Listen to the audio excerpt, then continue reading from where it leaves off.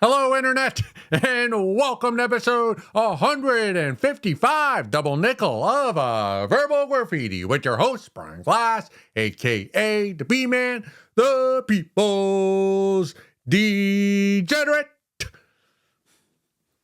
I was very rude. I was out by myself because I don't have anybody to go out with. So I go out into the world, not far, not overseas, just local, because I'm uncultured. We all know that about the B-Man.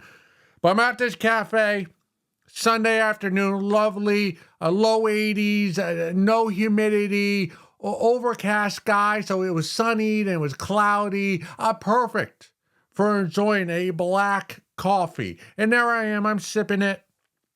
But what I'm really doing is being rude. I'm eavesdropping on a conversation two babes at a table near me are having. I'm eavesdropping on their conversation, and I find it illuminating because they're young, they're babes. They don't notice who I am because I am, as we mentioned a few episodes ago, I am becoming invisible to the hottest babes on earth. And the hottest babes tend to be between the ages of 18 and 25. I would say these two babes are probably post-college, but still early 20s. Let's say 23, 24. Two of them, an Indian babe and then a white babe in a sundress. I may or may not have tried to get a peek up of her skirt, of her dress, her sundress, but the angle, it wasn't prevalent. So I didn't push it and I didn't see anything. I probably shouldn't have divulged that information either. They're talking and I'm by myself. And the coffee's lovely. It's a mild. Most people like a dark roast because they think it has more caffeine to it. It actually doesn't. A dark roast is usually just a burnt bean. A mild or a light roast, if roasted properly, has more flavor than most dark roast. You're welcome, if you did not know that. So there I am, by myself.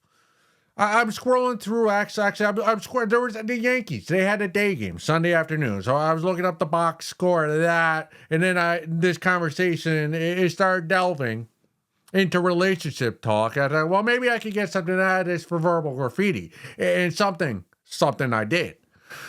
And these two were talking. And they were talking shit about their friends. Was it shit? Nah, it probably wasn't shit talking, but they were talking about other friends that were in their group, but they weren't here at this cafe. And the seat I was on did not have cushions. It was just your regular outdoor seat, black. On a scale of 1 to 10 comfort outside seating, I'd probably put it at a 6. They could have more comfortable chairs at this cafe. I won't divulge the location, but the seating, it was adequate. Weather perfect, seating adequate. This conversation was anything but adequate. So these two, post-grad, just starting their career. One mentioned she was applying for residencies, so I'm assuming that's medical school or dental, probably medical school or post-medical school. Anyway, so they were talking about their friend. They had a friend. Actually, they had a lot of friends. Like, I was impressed with how many friends they have. I don't miss being 24, 25 when you go out with 10 people and then everybody else older in your family. Oh, so you had a party. And then I'd go, oh no, there were only 10 of us. But now that I'm a bit older, I go, oh no, 10 people. That's a party. But anyway, so these two, they're talking about all their friend groups that weren't there. And they have this new friend. Sorry, not new friend, but they have a friend who has a new boyfriend. And this new boyfriend's he's been in the picture for a few months, but they were yet to meet the new boyfriend until the previous weekend or previous day or two. And then they were talking about the new boyfriend and how they have, how shall I describe it? They have a initiation ritual that they do with all the new boyfriends that enter their group of friends. And they insist, anytime they meet the new boy, there's a new boyfriend. The girlfriends, when they get a new boyfriend, the boyfriend has to be introduced to all the girlfriends at a setting so that all the girlfriends can ask the new boyfriend questions. It's almost like what's that show? Survivor with the tribal council. It's almost like that, but but it's for a guy. It's a humiliation ritual, and it's just another. It's another. How shall I describe? It's another. Thinking of the word. I'm thinking of the word. I love women. I just hate their orbit. And I've come to that conclusion within the last 12 months. And this conversation that I was eavesdropping on between these two bitches, these two babes, it confirms that the orbit is what ruins the babe. The babe could be perfect. She could be your soulmate. But her orbit of family and other girlfriends will ruin your time with your babe. And if you brought me, if I was dating one of these babes, if I was dating a babe, and I'm not very good with relationships, but if I was dating a new babe, and then she told me, wait, you have to meet all of my girlfriends, and they are going to interrogate you, I would go to her. This is a humiliation ritual you are putting me through. And now I'll go through it. But you got to understand, I ain't one of these normie NPC guys. I'm the B-man. So if you're going to interrogate me with questions, well, I'm going to give you the honest answer. And I was listening to this conversation, and they were asking me they were discussing some of the questions they asked this poor gentleman that just got into a relationship with their friend. I hope you're following, because I don't know any of their names. So one of the questions they asked this new boyfriend is, how do you, what was the question? What do you think about her being a stay-at-home mom? Again, these girls are, these babes are what, 23, 24, maybe 25 at the oldest, and they're asking him like we know, because they asked this question because they know that their girlfriend wants to have a career, so they don't want her getting with a guy that wants her to be a stay-at-home mom. But here's the thing. It's easy to say when you're 24, 25, right out of college, just starting your career as a babe or even a guy, and say, yeah, I want to have a career my entire life. It's easy to say that when you're 24. But when you actually get into the career, your opinion might change. Imagine this. You say, you're a babe, and you tell all your girls that you're in college with, yeah, I want to have a career. That is going to be the focus of my life. All good, lovely, below pops and gumballs. Fantastic. But then you get into the office, open seating, and you're seated next to me. And then you have to deal with this ugly mug and my crude conversations and my smelly armpits and my stares, my leers that are a little too long. It might make you feel a little uncomfortable, but not to the degree where you feel justified to go to HR and complain about me. Imagine having to sit next to a John like me in the office every day, 5 days a week, 50 weeks a year. Then do that for a couple years and then come back at us and tell us, oh yeah, I want to work a career the rest of my life. So maybe when you're 24, but once you get a little experience, maybe you want to be a stay-at-home mom. Not judging her, this babe that I don't know, but for her friends to get confirmation that the new boyfriend will not insist on her being a stay-at-home mom. I found that irritating to me. And then the next question that they asked this new boy toy that's in the circle of friends is give us 3 adjectives to describe you best. What are we doing? What are we interviewing for a job at Walmart? 3? How can you describe yourself in 3 adjectives? All right, you want to know who to be. Now, this is how my mind works. Like I am the main actor in my life. In this movie, I'm the main actor. So they're not asking me these questions, these 2 babes at this cafe. They're asking this poor John.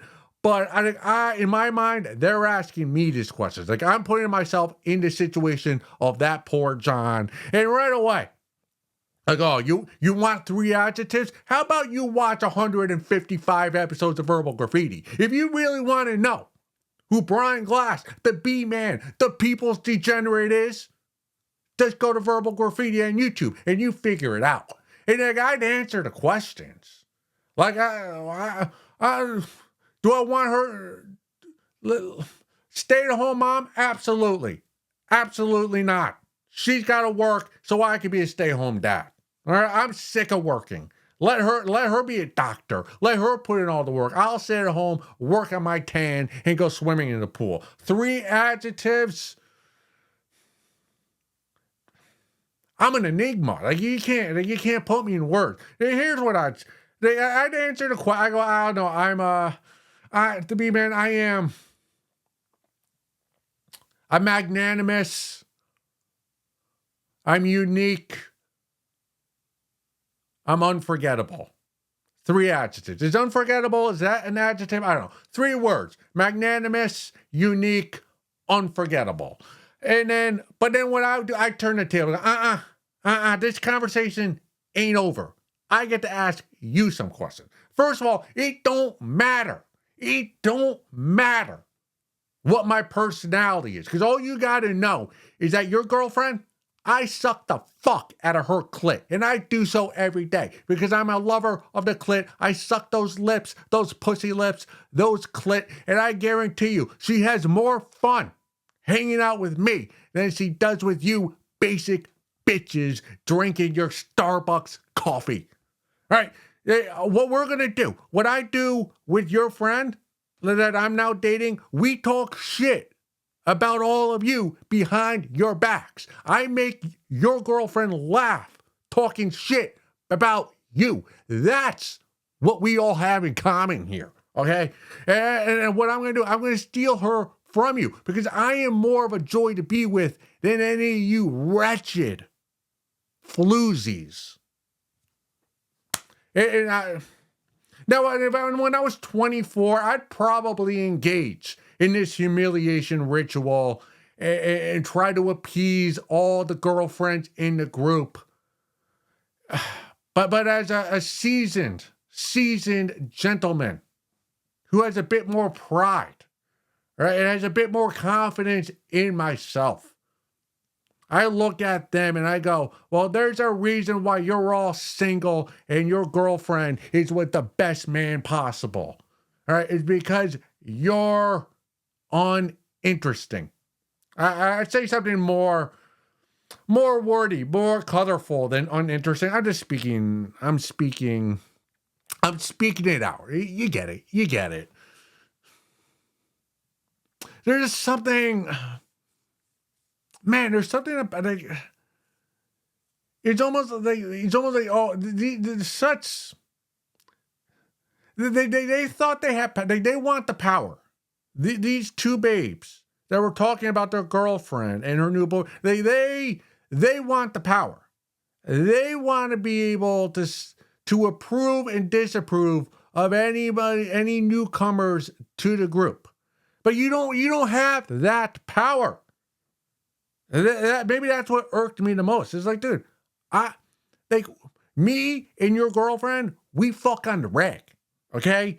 So if I give the wrong answers, that's not gonna change, honey. I'm here, so get used to it. And you're not gonna be seeing us much longer because the orbit ruins any pleasure that you have in a relationship. or a situation, or whatever it is you got, whatever you want to call it, a dick buddy, a situationship, whatever it is. Like the babe, she's lovely. I love you. It's the orbit that poisons anything that can grow between us. And it's the orbit that I dread. And if most men are honest, if most Johns are honest, they will agree with me. It's not their babe. It's the orbit around her that's so irritating. Moving along. Found this one on the subreddit. Hygiene tips. We can all use some of those. How to shave down there during homeless? ? Female. I am using a public beach shower to bathe, so not enclosed. We all gotta look at ourselves in the mirror. All of us that are housed, that have a living arrangements, if you're unkept down there, boys are girls, that's kind of pervy to say that, but babes and Johns, if you're unkept down there, your pubic hair's running wild, growing wild, you have no excuses. You no longer have an excuse to be unkept down there. Because we have an example of a lady who is homeless, who somehow accessed Reddit to ask us how to ladyscape down there. So you have no excuse. No excuse. And it's, regardless of sex, I guess, so it's like, I like babes, maybe you like, if you pull your partner's pants down and there's so much pubic hair there, get away from that person. I'll tell you for me, if I pull down your panties, if you pull down a babe's panties and there's a bunch of clown hair there, that girl is selfish. She will not throat fuck you like a pro. Because she's selfish. She only cares about her own gasm, and she does not care about you. And there might be outliers, but in general, if you got a fur burger, that is an indication that you are selfish and you're not going to go all out to give your man a gasm. And vice versa too. If you pull down a John's undies and he's got the twirly hair everywhere, he's probably not going to go muff diving on you. He's probably not going to happen without you having to push his head down there. There really is no. Don't give me the excuse that you like the natural. Having pubic hair and armpit hair if you're a babe, and that you don't shave your hair because you're going against the patriarchy and you want to be natural and this is more feminine. It's all horse shit. It's all a crock of shit. You're just not doing so because you're lazy as fuck. That's my stance. I'm sticking with it. Honestly, I'm a very hairy guy. Like, I should not be calling anybody out, regardless of gender, for being hairy. I got a lot of chest hair. I got arm, back. I'm starting to get back hair. I trim my pubic hair. We've talked about this. I trim. I don't shave or wax because I have chest hair. So if I wax down here, like there's going to be a line of delineation, kind of similar to the continental shelf. I just think it would look awkward. Or off-putting to the opposite sex, so I trim it down there. But anytime I've had a partner or a babe that I'm dicking down on the rag, I've always asked her. I've always come out very quickly and go, hey, I understand I got a lot of chest hair going on. Would you like me to trim, shave, wax? Whatever you want me to do, I'm willing to do within reason. It's unbelievable. Every single babe I've had on the rag has told me, has not asked me to shave my chest hair. They've all been okay with it. And how can you not love the B-man's chest hair?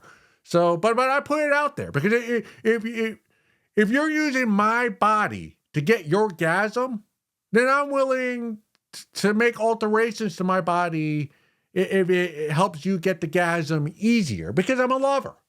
Because I'm a lover and I'm willing to do that. So if you're with a partner who refuses to do whatever with pubic hair or whatever or other body hair, they're selfish and you need to get out from underneath that partner as quickly as you can. We've sidetracked a bit here, but to your question, so you're homeless, but you still like want to shave your pubic area. That's admirable. Oddly enough, and maybe surprising to a lot of you, I've never entered a public woman's shower. Never have. But I have been to.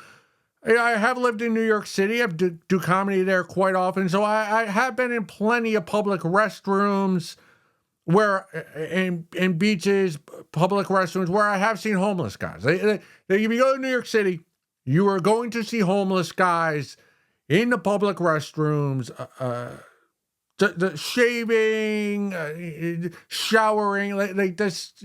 It's hygiene. They're doing hygiene, right? And not once have I or anyone in the vicinity of me like said something to the homeless guy, like shaving or putting on deodorant or changing his clothes like right by the sink in Grand Central. If anything, like I've always thought it as inspiring. Like here's a guy, a homeless bum who like cares enough about his own appearance to look presentable to the world that he's going into a public restroom, to freshen himself up. I've always found that to be inspiring to the rest of us.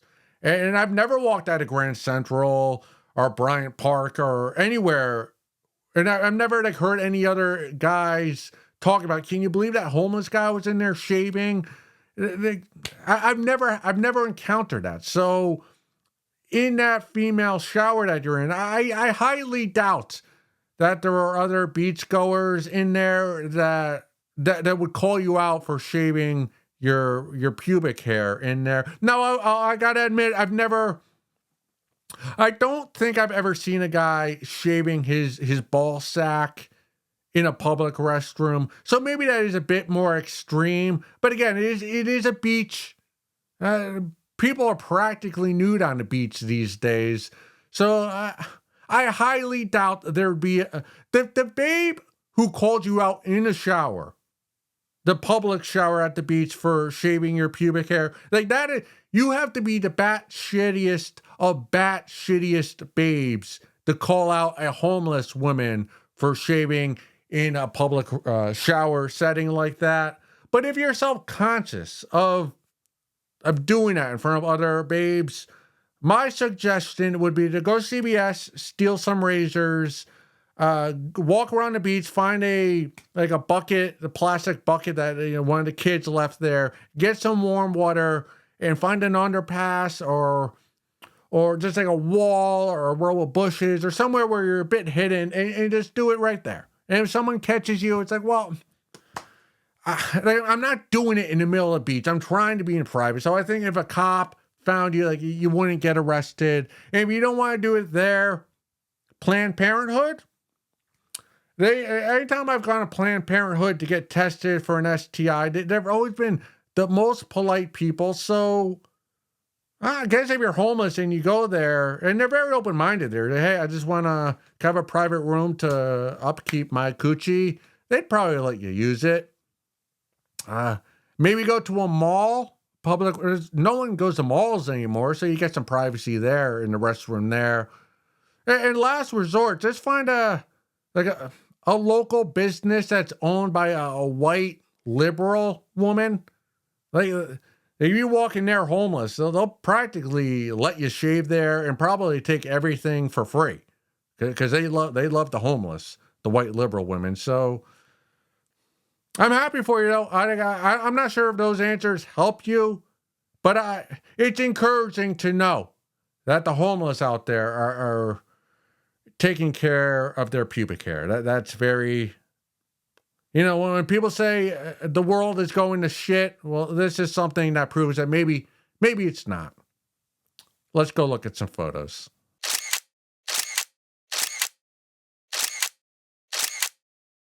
Episode 155, a double nickel, segment 2. I say double nickel because that's famous.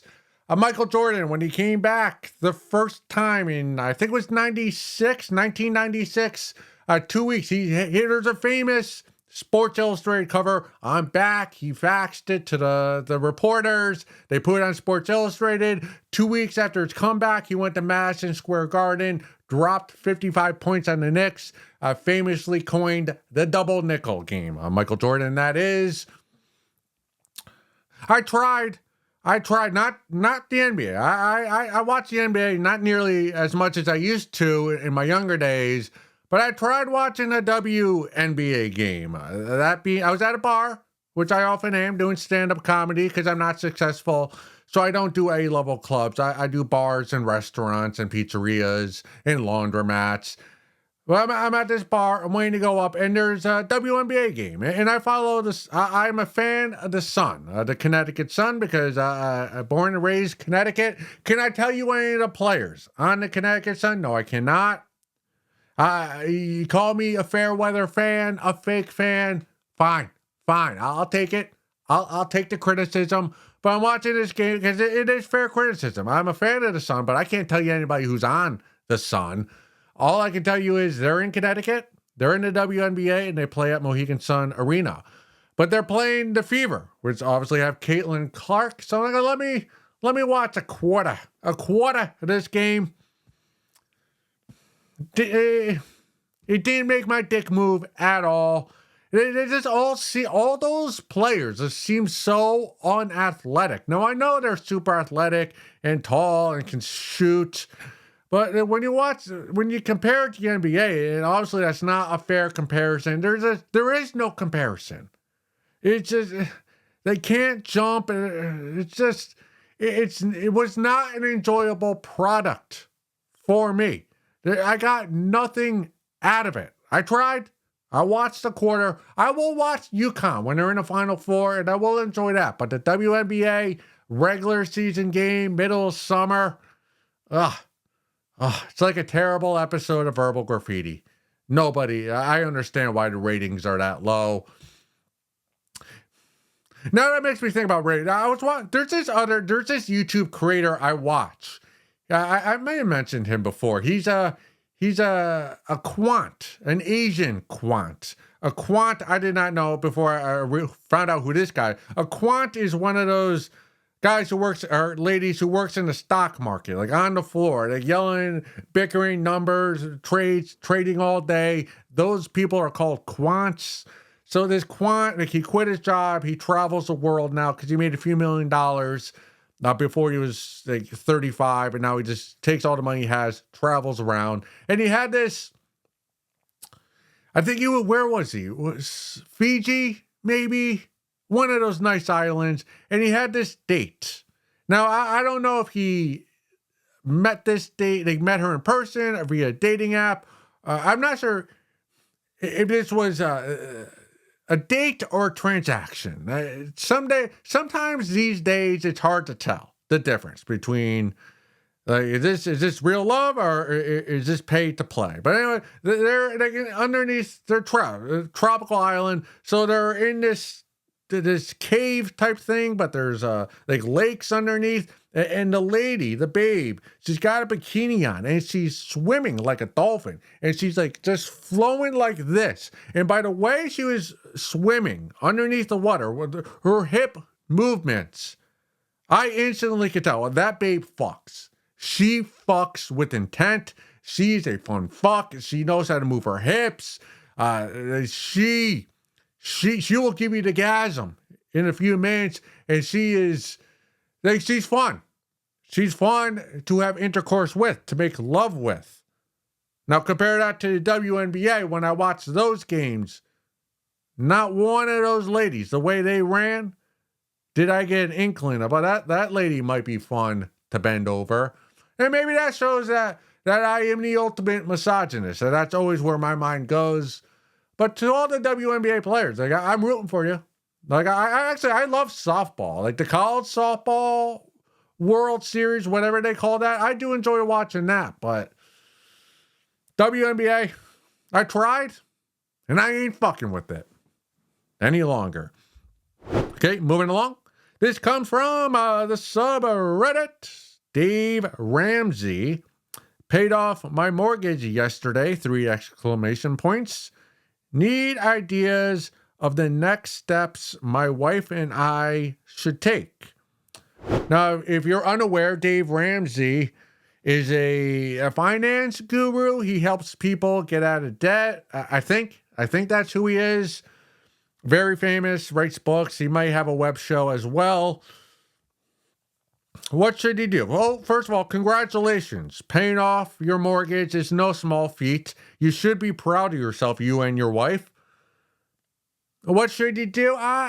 Get a cute Filipino housekeeper to come by twice a week. Give yourself a little eye candy as she, cleans up the house that you now officially are in full ownership of.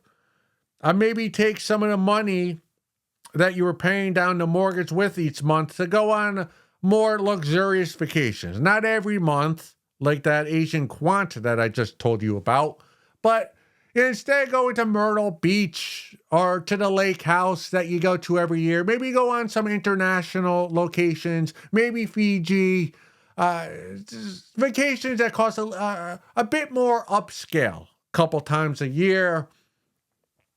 Other than that, though, it's not that you should, it's not even that you could. You probably just should keep doing what you're doing.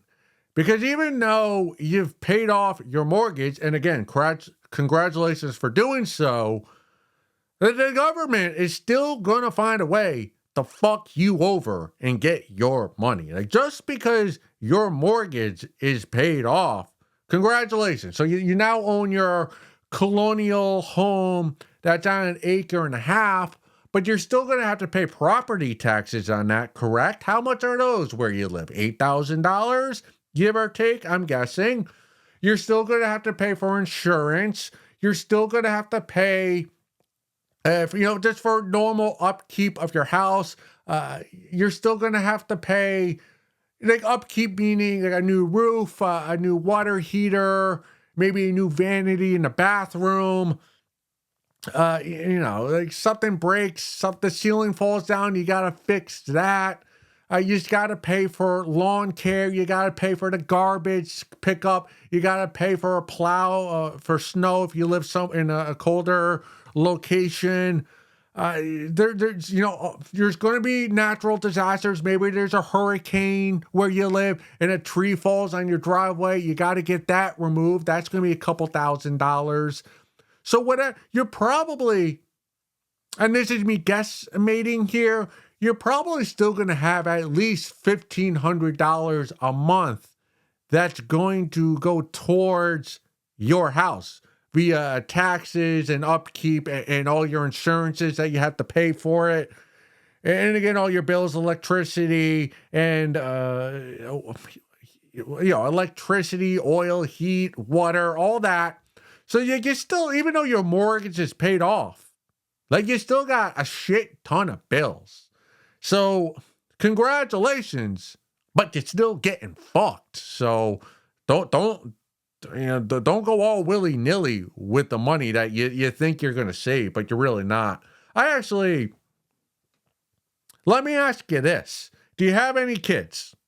All right? Do you have any kids that are in their 20s or 30s? Because if you do, I don't know if you've noticed, real estate is quite expensive these days.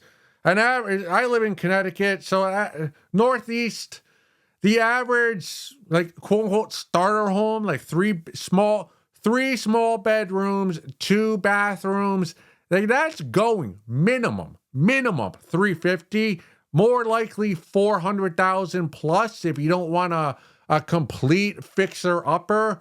So there's probably a good chance your kids do not have the money to put a down payment on their starter home. So any savings that you have from having your mortgage paid off and not having that to pay each month, you might have to put towards your kids in their house if you love your children. And that's basically what the government's doing.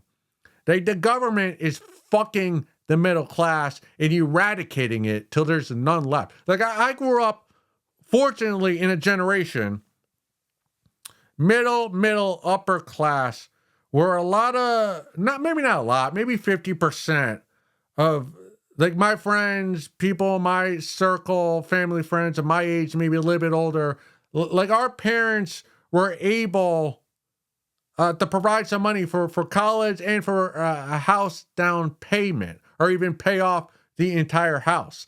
But my generation, going forward, you might be well off enough to own a house and have a couple kids, but you probably, again, if you're 30s, 40s, low 50s today, you probably will not be able to save enough money to give to your kids to help them with a down payment for a house and or for a college university. So the generation coming up now, the Zoomers or whatever the fuck they call themselves, they're not going to be as fortunate. And it's because there's no more, the middle class keeps getting smaller and smaller and smaller. People have less savings, and the Zoomers are not going to have money given down to them to help them get their life started with a starter home.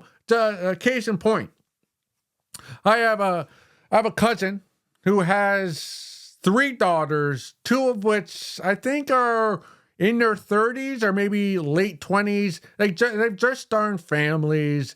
They have a couple of kids, and both of them are going to have to move back in with my cousin, their mom, because they live in apartments now, but they're not making enough money to save up money for a down payment for their own house. So they have kids. They have their own families, and they're going to have to move back in with their parents. I live with my mom.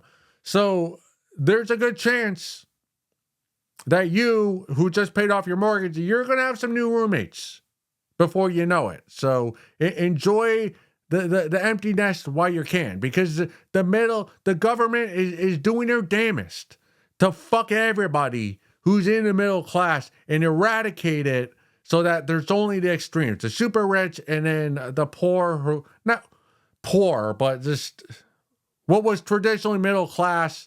The standard of living is decreasing for what used to be the middle class.